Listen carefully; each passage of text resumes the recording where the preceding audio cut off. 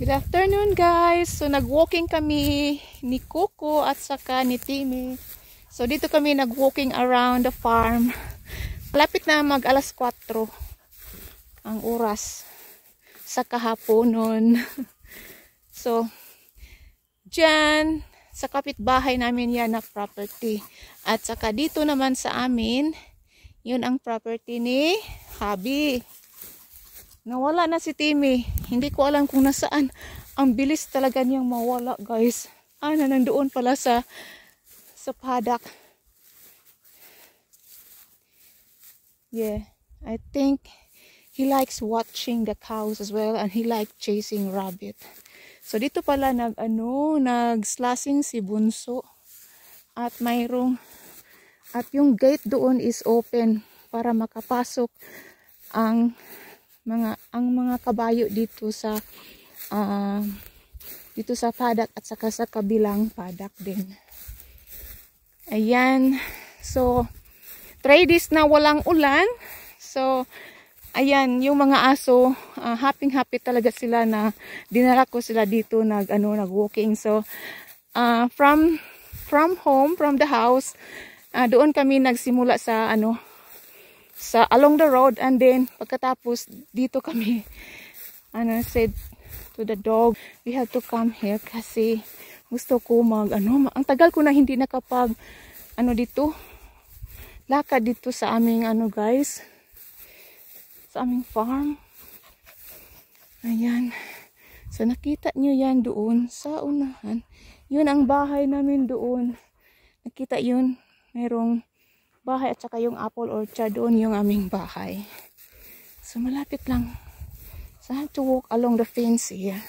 That's our next door na paddock. Ayan. So ang ganda ng kahaponon, guys. Yun ang araw doon. Yan si Coco, nagpanting na talaga. Ayan. Ang saya-saya ni Coco. Wala akong dalang selfie stick. So ganito na lang, vertical na lang ang ating guys, ang ating phone, itong camera. Ayan, so napaka green doon. Ayan. So dito tayo. Ayan, pauwi. So happy dito yung mga aso pag dito kami sa paddock maglakad. Kasi makakita sila ng rabbit. Interesting, since they have to chase the rabbit. And also the wallaby. Minsan mayroong kangaroo dito. So nawala na si Timmy. Nandoon na sa unahan. Ayan.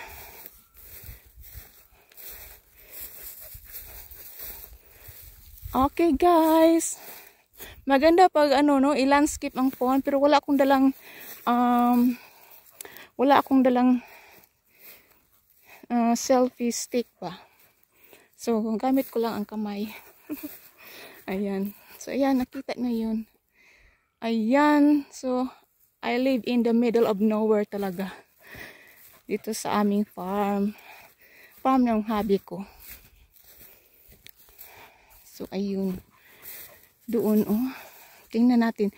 I-landscape. I-turn around ko yung camera. So, ayan guys. Kita nyo yan. Ang ganda talaga ng sky. Ang ganda ng ulap, no? Very high clouds. At saka doon yung araw. Ayan. At, oh my God. Tingnan mo yung dam. So, dito umiinom yung mga namin, mga livestock namin, yung mga baka at saka yung kabayo. Punong-puno ang dam ng tubig. Hindi masyado ito malalim, guys. Ayan, umiinom. Iniinit si Coco. Umiinom dun siya ng tubig. Ayan. Minsan, initan sila galing sa walking.